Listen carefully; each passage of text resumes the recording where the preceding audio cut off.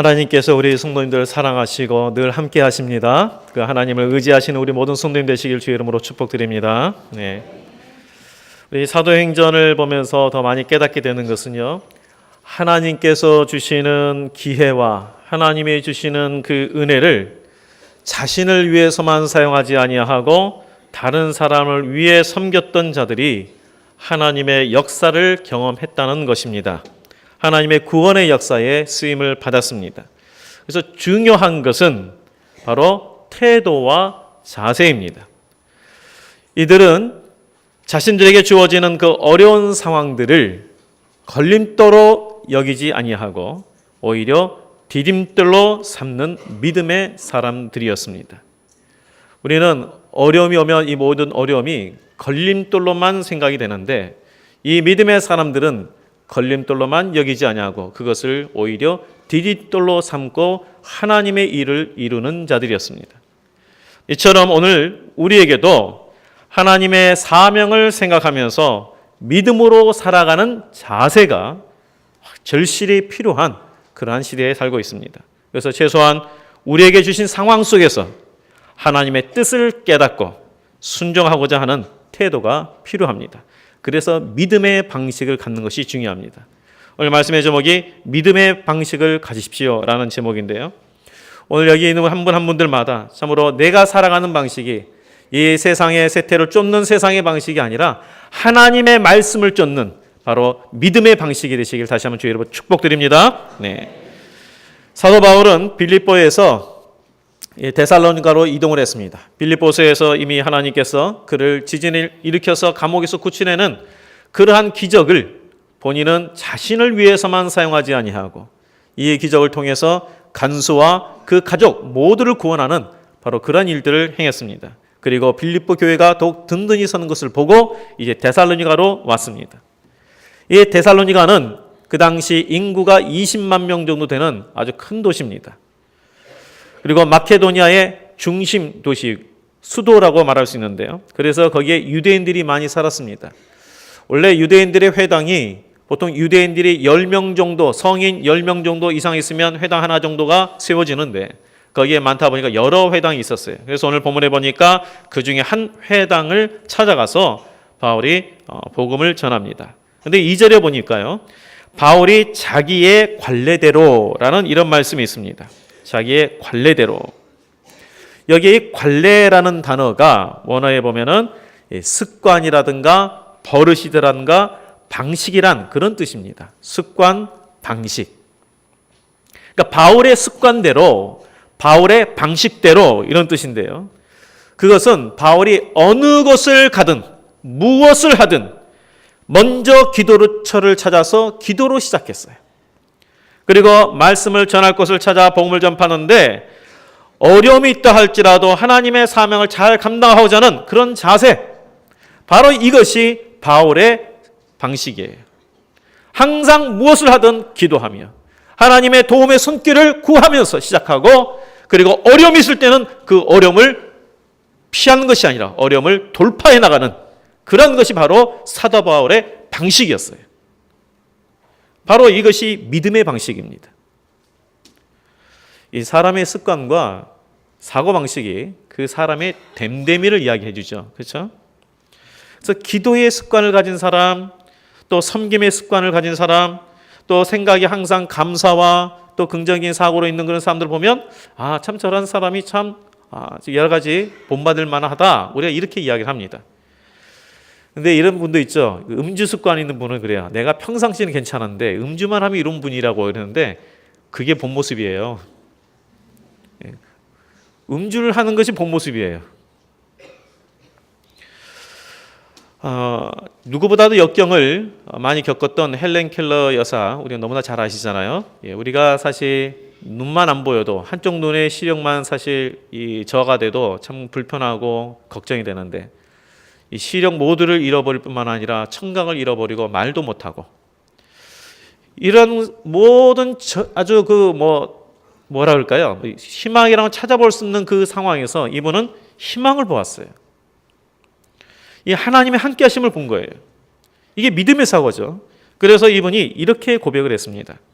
세상이 비록 고통으로 가득하여도 그것을 극복하는 힘도 가득합니다. 이게 믿음의 사고예요. 우리는 고통만 가득한 것만 봐요. 세상에 고통이 가득해가지고 아이고 못 살겠네. 그런데 이 헬렌 켈러에서는 믿음의 사고를 가져서 보니까 고통이 가득하지만 그렇지만 또한 역시 그것을 극복하는 힘도 가득합니다. 그러면서 정말 불행할 때에 세상에서 당신이 해야 할 일이 있다는 것을 믿으십시오. 내가 불행해서 아무것도 못할 것 같다 그러는데 아니라는 거예요. 지금 내가 불행한 가운데 있을 때 그때도 내가 해야 할 일이 있다는 것을 믿으라. 이렇게 이야기를 해요. 이와 같은 사고와 삶이 그 사람의 됨됨이를 이야기해 주는 거죠. 그렇다면 우리는 어떤가? 이 어려운 상황 또 불행했다라고 생각하는 그 상황에서 우리의 사고는 어떤가? 원망과 무기력함과 남의 탓을 여기는 그런 부분이 혹시 우리 가운데 있지 않습니까? 그런 상황에서 극복하기 위해서 하나님 앞에 기도하는 자세를 갖고 있는지 아니면 정말 이런 상황 가운데 나는 불행하다라고 연민 가운데 빠진가?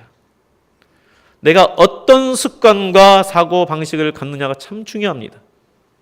그것은 그런 방식대로 우리의 삶이 진행되기 때문에 그렇습니다. 그래서 삶은요, 생각의 결과예요. 지금 현재 우리의 삶은 생각의 결과예요. 그래서 예수님도 그랬잖아요. 너 믿음대로 될지니라. 믿음의 사고대로, 믿음의 방식대로 된다는 거예요. 그렇기 때문에 하나님은 우리에게요, 이 과정이 없는 결과에 응답하시기보다는 우리가 변화되는 과정을 중요하게 생각하세요. 이게 무슨 말이냐면 우리가 여러 가지 어려움이 있어요. 힘든 것들이 있어요.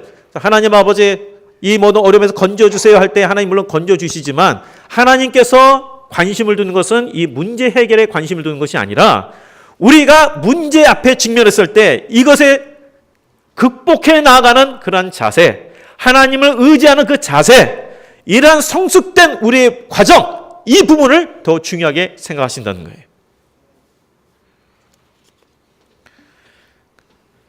우리 모두가 그래서 믿음의 사고, 하나님의 뜻을 추구하는 자세를 나의 삶의 방식으로 삼기를 주의 이름으로 축복드립니다. 두 번째는 내가 변화되는 성령의 역사를 구하십시오. 우리는 이 성령의 역사하면은 어떤 문제, 우리가 해결할 수 없는 문제 해결, 이거 할 때 우리 성령의 역사 했다. 뭐 이렇게 주로 많이 이야기합니다. 어떤 문제 해결에 대한 부분을 많이 보는데요. 중요한 것은 오늘 본문에서는 우리가 중요한 것은 내가 변화되는 성령의 역사예요. 사도 바울이 이 회당에서 성경을 강론을 했습니다. 우리가 이제 이틀 동안 지난주 토요일 날 성경에 대한 전체적인 부분들을 관점에 대한 강론을 했어요. 참 굉장히 이 강론만 해도 얼마나 유익한지 몰라요. 그런데 이 사도 바울도 새 안식일 동안 새 안식일이 어떻겠습니까? 3번의 안식일 동안 그들에게 강론을 했습니다. 하나님의 말씀을 풀어줬어요. 그래서 예수님께서 오실 메시아다, 그리스도라는 것을 그들에게 말씀해 줬어요. 자, 그것도 사도 바울이 어떤 사람입니까? 본인은 율법에 참으로 정통한 사람입니다. 그 당시 가장 훌륭한 율법 학자였던 가말리엘에서 배웠던 사람이에요. 그렇기 때문에 본인도 굉장한 학식을 가진 사람이고, 그럼에도 불구하고 예수님을 만나기 전까지는 본인이 알고 있는 것이 절대적으로 맞다라고 생각했는데 예수님을 만나고 계시를 받다 보니까 잘못 알고 있다는 것을 깨닫게 된 거예요. 자, 그래서 하나님의 말씀, 이 땅에서는 구약이죠. 구약의 말씀을 풀어서 강론하다는 것은 논쟁적으로 말하다는 뜻이에요. 이러한 말씀에서 너희들이 이렇게 하고 있었지만 원래 이런 뜻이 아니다 하면서 논쟁적으로 말하면서 차근차근 말하면서 그 초점이 뭐냐? 바로 그분이 오실 분이 메시아가 예수다. 그분이 그리스도시다. 그렇게 증거한 거예요. 자, 그런데요, 이 예수님 그리스도시라는 것을 사도 바울이 자기 어떤 경험, 주관적인 경험으로 이야기한 것이 아니라 하나님의 객관적인 말씀으로 선포했음에도 불구하고 하나님의 말씀을 신봉한다는 유대인들은 받아들였습니까? 안 받아들였습니까? 안 받아들였어요. 그리고 이방인인 헬라인들은 받아들였어요. 참 이게 참 아이러니하죠. 아니, 하나님의 말씀이 진리라고 믿고 있는 사람들은 안 받아들이고, 사실 이제 이방에서 유대인으로 하나님을 믿고자 하는 온 사람들이, 그 사람들이 받아들였어요. 왜 이런 결과가 나타났을까? 왜 그럴까요? 결론적으로 말하자면요, 교만 때문이에요. 영적인 교만 때문이에요.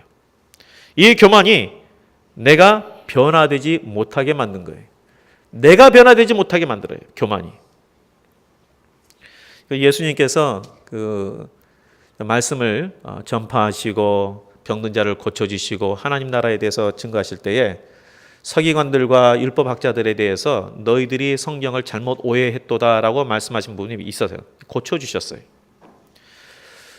자, 요한복음 14장 26절에도 이렇게 기록하셨습니다. 내 이름으로 보내실 성령, 그가 너희에게 모든 것을 가르치고 내가 너희에게 말한 모든 것을 생각나게 하리라. 누가 가르쳐 준다고요? 성령께서 가르쳐 줄 것이다. 하나님의 말씀은 우리의 지식과 경험으로 판단할 부분이 아니다. 성령께서 깨닫게 하심으로 알게 되는 진리의 말씀이다. 물론 우리가 그것을 알기 위해서 연구해야 돼요. 연구 안 하면 안 돼요. 연구해야 되는데 연구만 가지고는 안 되고 그 위에 성령께서 우리의 눈을 열어주셔서 말씀을 보게 해주시고 깨닫게 하심이 필요하다. 그래서 우리가 하나님 앞에 기도하는 거잖아요. 열심히 우리가 하나님 말씀 읽고 연구하면서, 그러나 하나님, 이 글자 안에 숨겨진 하나님의 끝뜻을 깨닫게 하여 주옵소서. 그런데 교만은요, 진지하게 하나님 앞에 기도하는 것을 방해해요. 성령님의 인도함을 받지 못하게 해요. 그러니까 내가 변화되지를 못하는 거예요. 오직 내가 아는 것이 전부예요. 내가 경험한 것이 전부. 이해하는 것만 받아들여. 많은 유대인들이 이 사도 바울을 통해서 복음을 이렇게 전해 들었지만 이들이 받아들이지 못한 것은 자신들의 생각이 가득 차 있었기 때문이에요. 자기들의 생각. 자, 어떤 생각입니까? 사도 바울을 통해서 하나님께서 주신 것은 뭐냐면 너희들이 예수를 믿음으로 구원을 받는다라고 말씀하셨는데, 이들의 생각 가득 찬 게 뭐냐면 우리는 혈통으로 구원받는다. 그게 뭐냐면 우리는 아브라함의 자손이다. 아브라함의 자손, 하나님의 택한 아브라함의 자손이기 때문에 우리는 구원받는다. 이방인들은 구원 못 받고 우리는 구원받는다. 근데 사도 바울은 그게 아니다. 혈통으로 구원받는 게 아니다. 하나님을 보내신 예수 그리스도의 보혈을 의지하여 우리가 믿고 구원받는 거다. 이거는 종족에 상관없다. 민족에 상관없다. 빈부 귀천이 상관이 없다. 오직 믿음으로 구원받는다. 그런데 자기들의 생각이 가득 차 있으니까 안 받아들인 거예요. 혈통으로 구원받는 거예요. 혈통으로. 우리는 아브라함의 자손이다.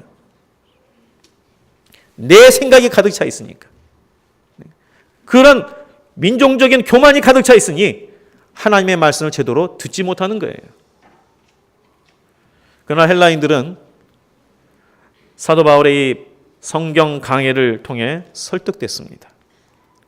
그들에게는 먼저 열려진 마음이 있는 거예요. 무슨 마음입니까? 겸손의 마음이 있었던 거예요. 최소한 그 회당에 나온 헬라인들에게는 그랬어요. 여기서 우리 마음밭을 한번 생각해 봐야 합니다. 한쪽에서는 교만의 마음, 부정적인 사고의 마음밭이었기 때문에 하나님의 생명의 말씀이 증거돼도 그 말씀을 받아들이지 못했어요. 예수님은 그 부분을 뭐라 그랬습니까? 길가, 그런 돌밭이라고 그렇게 비유를 하셨어요. 한쪽에서는 겸손과 열린 마음으로 받아들였습니다. 그것은 바로 옥토죠. 자, 이러한 열린 마음, 겸손의 마음이 우리 가운데 필요하고요. 또 한 가지는 바로 성령의 역사입니다. 사도 바울이 한 3일 정도 강론을 했는데 이 3일의 강론을 통해서 4절 말씀해 보니까 많은 사람들이 바로 예수를 그리스도로 여기고 따랐어요. 4절에 보면 경건한 헬라인의 큰 무리와 적지 않은 귀부인도 권함을 받고 바울과 실라를 따랐다 하게 됐어요. 헬라인의 큰 무리가, 많은 무리가 따랐다는 거예요. 그리고 여기 귀부인들도, 적지 않은 귀부인들도 그렇게 따랐다. 이 세상의 유력한 쥐, 이렇게 올랐던 사람들, 부족함이 없는 그런 사람들, 뭔가 우월의식에 빠진 그런 사람들조차도 복음을 듣고 그들도 예수를 주로 영접하고 따랐다는 거예요. 자, 이것은 성령이 물론 역사죠. 그런데요, 성령의 역사는 말씀을 듣는 자들의 마음만 열어주는 것이 성령의 역사가 아니에요. 우리가 계속 우리 말씀을 읽었지만 말씀을 전하는 사도 바울을 보내주신 것도 성령의 역사예요.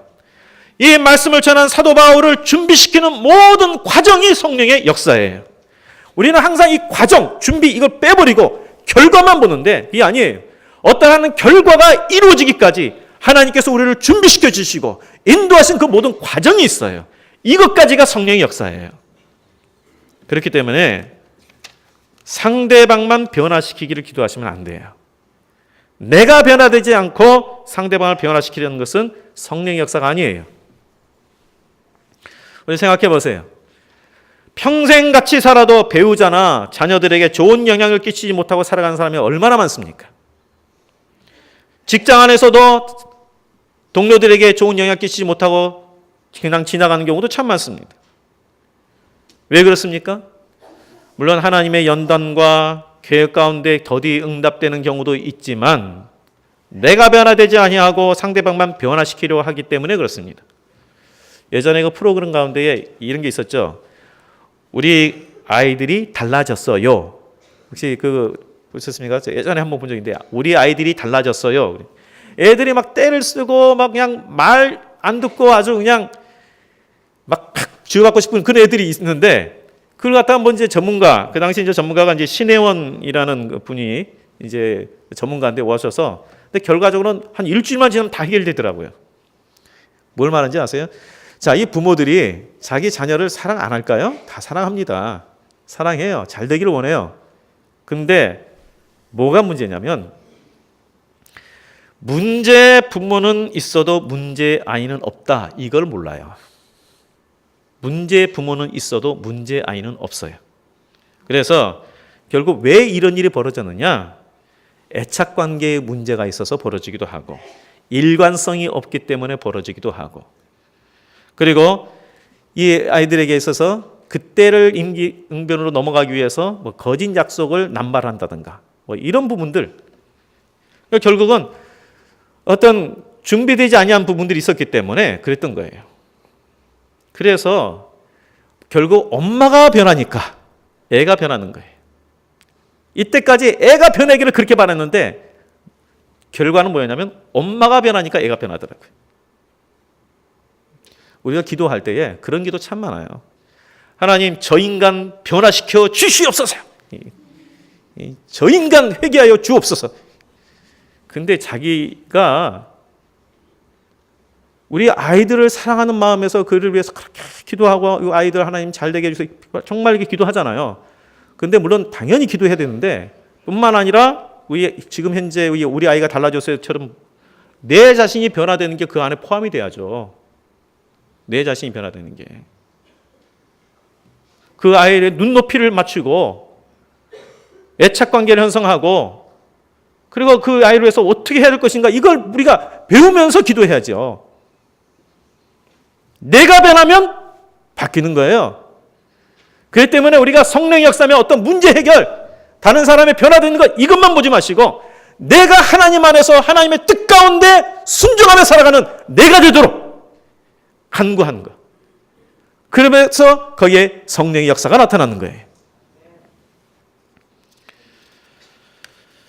우리 모두가 내가 변화됨으로 성령의 역사를 일으키는 자가 되시기를 주의 이름으로 축복드립니다. 네. 그리고 우리 생각에서요.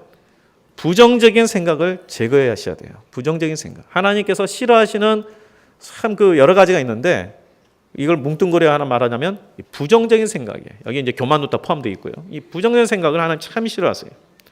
오늘날 우리가 그렇잖아요. 하나님 말씀할 때 하나님 말씀은 좋은 말씀이 한데 현실성이 떨어진다. 이런 식으로 부정적으로 받아들이는 분이 있어요. 현실성이 떨어진다.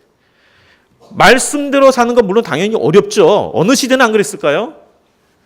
말씀대로 사는 것이 물론 어렵지만 그러나 말씀대로 사는 거기에 능력이 있어요. 하나님이 함께 하십니다라는 말씀을 통해서 그런데 왜 내 지금 현재 상황 보면 하나님 함께 하지 않은 것 같아? 기도한다고 되나? 말씀 읽을 시간이 어디 있어? 이런 부정적인 이런 마음들이 하나님께서 우리 가운데 계획하시는 것들을 막는 얼마나 큰 걸림돌이 되는지 모릅니다. 이 부정적인 생각과 마음이 문제가 되는 것은 사단이 그러한 생각을 틈타기 때문에 그래요. 그래서 우리가 내 가운데의 혹, 계속해서 말씀에 대해서 뭔가 좀 자꾸 거부감을 갖고 부정적인 생각이 들 때마다 이거 영적인 문제다. 이 부분을 우리가 깨달아야 돼요.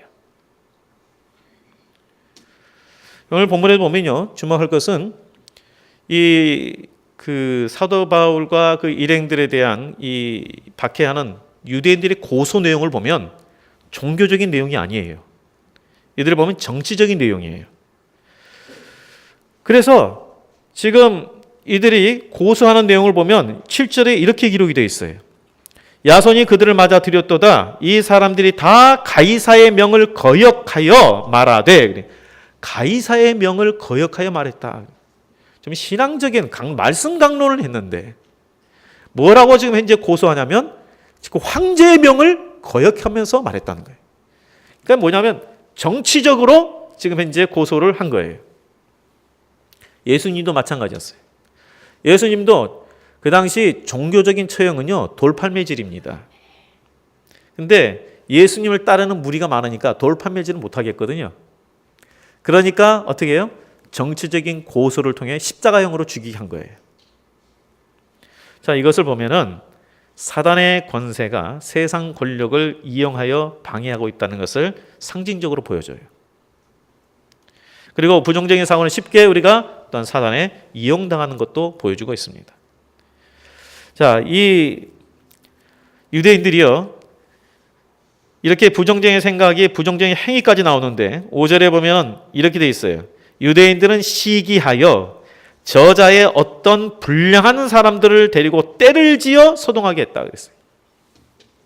이 불량한 자들이라는 그 단어가 포네로스라는 단어인데요. 이런 단어입니다. 뜻이 무력과 협박으로 다른 사람을 등쳐먹는 사악한 자. 쉽게 말하면 요즘에는 조폭이에요. 조폭. 근데 하나님 말씀을 갖다 조폭이라는 말을 갖다 쓸 수가 없어서 불량한 자라고 쓴 건데, 이러한 조폭을 동원해 가지고 지금 이제 사도 바울 일행을 잡으려고 한 거예요. 참 얼마나 이 유대인들이 이렇게 부정적인 생각을 갖다 보니까 부정적인 행동까지 가잖아요. 자기들의 그 행동을 불의한 수단으로 또 이렇게 뭔가 목적을 이루고자 하는 그런 행동을 보여주고 있어요. 바로 이 부분들이 부정적인 생각이 부정적인 행동을 가져오고 이것이 하나님의 뜻과 더 멀어진다는 것을 우리가 알게 됩니다. 그러므로 우리에게 있어서 그러한 생각들이 우리한테 올 때에 이것을 제거해야 합니다. 오직 믿음의 사고. 나에게 주어진 어떤 상황 속에서도 하나님, 내 눈으로 보기에는 지금 현재 뭔가 열린 것이 없는 것 같고, 그리고 내 가운데 참 답답한 부분들이 많지만, 그러나 하나님, 내가 알지 못하면 하나님의 큰 계획 가운데 나를 연단시키시고 나를 성숙시키시는 것을 내가 바라고, 하나님, 내가 이것을 이기는 자가 되게 하여 주옵소서. 하나님께서 반드시 이룰 줄 믿습니다. 이런 믿음의 사고로 나가야죠. 네. 그리고 성령께서 나를 변화시키고 나를 통해 그분 뜻을 이루도록 또 간구해야 하지 않겠습니까? 하나님, 나를 변화시켜 주세요. 이러한 자세와 방식으로 살아갈 때에 나와 우리 모두가 하나님의 인도하심을 받게 되는 거예요. 비록 내가 어려운 상황에 처해도 소망을 갖고 다른 사람을 돕는 그런 아름다운 사람이 되는 것이 어디 있겠습니까? 믿음의 방식, 내가 변하는 성령의 역사, 이 구할 때 이런 일이 일어나는 것입니다. 우리 성도님들, 믿음의 방식을 가지시기 바랍니다. 내가 변화되는 성령의 역사를 구하십시오. 그래서 이런 하나님의 쓰임받는 믿음의 사람이 되시길 주의 이름으로 축복드리겠습니다. 기도하겠습니다. 하나님 아버지, 우리를 하나님의 자녀로 삼아주시고 소망과 생명을 주심을 감사드립니다. 그러나 자녀임에도 불구하고 아버지 되신 하나님을 신뢰하지 못하고 내가 처한 상황 때문에 원망과 불평과 낙담한 때가 참 많았습니다.